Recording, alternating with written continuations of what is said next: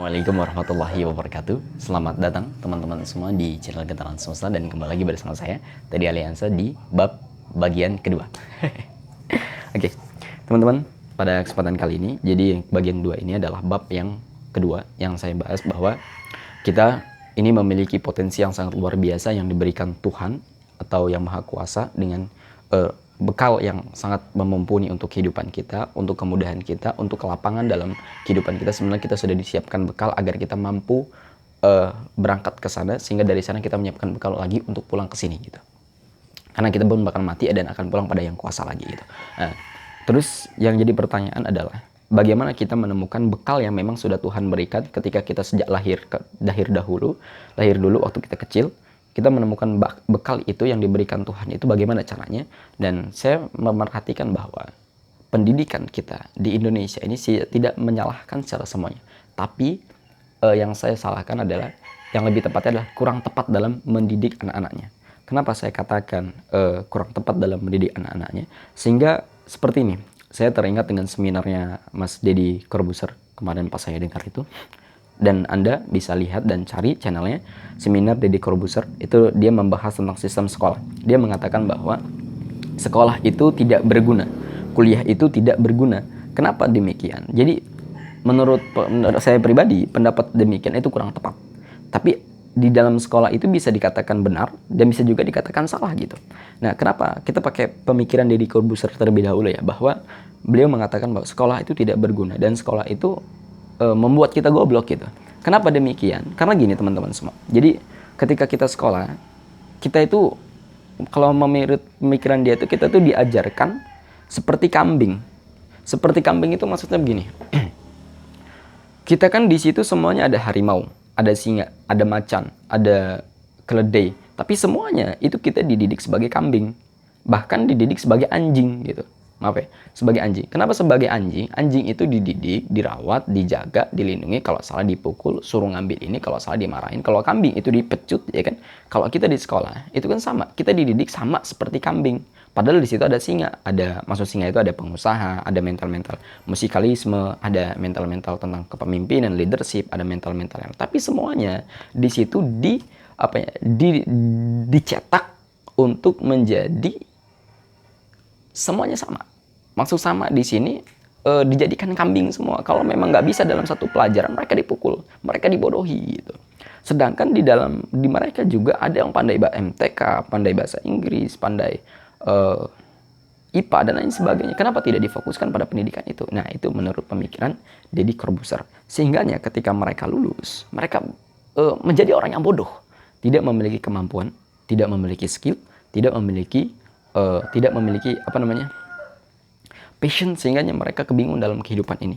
Jadi apa yang mereka lakukan? Sehingganya mereka kebingungan untuk mencari pekerjaan. Maka mencari pekerjaan pun mereka susah. Kenapa? Karena tidak ada orang dalam gitu. Dan itu pun belum tentu diterima. Sangat miris sekali bangsa sekarang. Jadi teman-teman semua, bahwa pendidikan kita itu sebenarnya mengajarkan kita untuk menjadi domba semua. Bahwa kita tuh dididik untuk menjadi karyawan gitu. Sedangkan untuk mendaftar di perusahaan pun itu harus ada orang dalam. Kalau nggak ada orang dalam, kita nggak akan bisa. Bahkan bukan orang dalam saja. Bahkan di situ kita nggak bisa yang namanya ngelamar dengan nilai besar. Kemudian dari lamaran nilai besar itu kita bisa kerja di situ, belum tentu. Bahkan banyak perusahaan-perusahaan yang besar itu tidak membutuhkan manusia lagi. Contohnya kayak Sapam. Sapam sekarang udah digantiin sama yang namanya CCTV. Terus robot. Sekarang di perusahaan-perusahaan udah pakai robot, men. Udah nggak zaman lagi pakai orang. Nah, inilah bergusur banyak orang-orang yang tersingkirkan akibat teknologi gitu kan. Nah, inilah kita harus membuka diri, membuka hati, membuka paradigma pikiran kita, sehingga kita bisa melihat the picture, melihat masa depan kita. Bukan seperti Roy Kiyoshi ya. Bukan meramal masa depan, tapi kita hanya memprediksi apa yang akan terjadi agar kita tidak masuk ke zona itu. Itu bisa seperti itu. Nah, teman-teman semua, jadi di pendidikan kita ini, salahnya ini menurut dia adalah kita mempelajari semua mata pelajaran. Rata-rata berapa pelajaran sih? Rata-rata 14 mata pelajaran itu dipelajari semua. Sehingganya ketika itu mereka tidak ada kemampuan, tidak ada skill, dan tidak ada keahlian di dalam satu bidang tersebut gitu. Sehingganya apa? Ketika mereka lulus dari sekolah, mereka kebingungan mau kerja di mana, mau kemana, terus Mau jadi apa gue kesini? Kenapa? Karena mereka tidak memfokuskan diri pada apa yang harus mereka lakukan gitu. Sehingga semua pelajaran dijadikan semua guru semua. Nah ini pun salah guru nih, buat guru-guru. Jangan pernah kalau ada anak murid yang tidak pandai di pelajaran tersebut, pelajaran satu bidang pelajaran itu jangan dibodoh-bodohi. Tapi dukunglah anak murid itu di bidang yang lain. Barangkali dia ada kemampuan di bidang yang lain yang lebih unggul daripada bidang yang pelajaran tersebut gitu. Karena kita ini memiliki talenta yang sangat luar biasa. Kita ini memiliki talenta yang begitu besar yang memang Tuhan berikan kepada kita, sehingga itulah bekal kita. Itulah disebut dengan inner GPS. Nah, untuk teman-teman yang mau mengetahui tentang petunjuk diri, itu bisa dilihat di channelnya Setiaji Wijaya. Belajar dari beliau, saya udah ngikutin trainingnya, saya udah ngikutin training Setia Wijaya tentang petunjuk dalam jiwa. Teman-teman semua, bahwa kita itu ketika lulus kebingungan nih mau kerja di mana, bahkan kerja punya susah. Bahkan saya udah sedikit meriset dari beberapa orang, sekitar 20 sampai 50 orang dari angkatan tahun 2010 yang berpenghasilan 5 juta ke atas, ternyata belum ada, something wrong. Ini kesalahan kita nih. Ternyata pas yang ada, yang ketika mereka adalah mereka fokus dengan satu bidang mereka. Mereka fokus dengan passion mereka. Mereka fokus dengan skill mereka. Mereka fokus dengan kemampuan. Karena yang dipakai di dunia ini tuh orang yang punya kemampuan, orang yang punya skill. Jadi kalau kita mempelajari semua mata pelajaran, gila kamu, gila kita. Mau jadi apa kita gitu? Kita nggak akan jadi apa-apa. Kalau memang kita harus fokus, misalkan kalau bahasa kita gitu gini. Kalau kita ingin menjadi master, contohnya ada Bill Gates. Kenapa Bill Gates menjadi orang terkaya di dunia? Seharusnya kita bisa melihat dari masa lalunya Bill Gates. Lihat dia 7 tahun sampai 20 tahun, dia belajar komputer, sehingganya dia melewati hukum 10.000 jam. Hukum 10.000 jam nanti saya bahas di bab yang lain. Jadi dia melewati hukum 10 jam. Sehingganya dia jadi seorang yang sukses luar biasa gitu. Kemudian ada Ronaldo. Kenapa Ronaldo itu bisa pemain bola dibayar mahal? Kita lihat masa lalunya. Lihat, dia melewati hukum 10.000 jam. Nanti kita bahas ya di bab hukum 10.000 jam ini.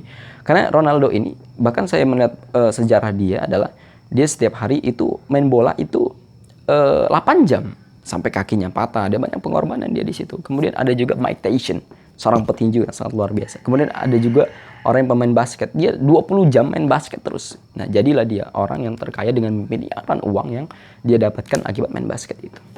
Itu siapa ya? Bisa dicari searching aja di Google, di Google itu pemain basket internasional yang terkenal dan yang paling kaya. Bisa dilihat dan bisa dicari. Ternyata mereka semua orang-orang yang sukses itu adalah mereka yang punya kemampuan, mereka yang punya skill, dan mereka menikmati passion mereka. Nah, nanti ada bab juga bagaimana menemukan passion kita. Saya di sini tidak menyalahkan tentang pendidikan kita salah atau benar, tidak. Jadi di alam semesta ini semuanya bersifat paradok. Paradok itu berlawanan. Kadang apa yang menurut kita benar belum tentu benar gitu kan. Apa yang menurut kita baik belum tentu baik. Jadi semua itu ada baiknya dan semua juga ada buruknya. Menurut saya pribadi adalah sekolah itu baik. Sekolah itu penting, cuma tidak cukup gitu. Jadi kenapa saya katakan sekolah itu baik? Di sekolah itu kita bisa membuka wawasan kita bisa menaikkan relasi kita dengan sahabat-sahabat atau rekan-rekan kita, sehingga kita bisa bersosialisasi dengan mereka. Kemudian kita juga diajarkan di sekolah itu bagaimana caranya hidup bersosial, bagaimana caranya menyelesaikan masalah, bagaimana caranya berkepemimpinan, bagaimana kita itu sebagai seorang bawahan agar mematuhi perintah-perintah atasan kayak ketua kelas, guru, dan kepala sekolah dan sebagainya. Sehingga kita dilatih untuk menjadi orang yang disiplin, taat, dan lain sebagainya. Disiplin dari segi pakaian, baik kita pakai pakaian yang rapi, putih abu-abu atau putih merah, atau SMP itu baju putih biru dan lain sebagainya. Itu sebenarnya kita dididik sebagai untuk menjadi orang yang taat, orang yang disiplin, sehingga disiplin tepat waktu jam 7.15 gitu kan. Kemudian harus belajar dan menyelesaikan masalah saat kerja kelompok. Itu kan artinya untuk mendiskusikan masalah, bagaimana menyelesaikannya, bagaimana mensudahinya. Sebetulnya itu semua adalah kebaikan-kebaikan. Oke teman-teman, di bab ketiga nanti saya akan bahas bagaimana caranya untuk menemukan passion. Terima kasih. Wassalamualaikum warahmatullahi wabarakatuh.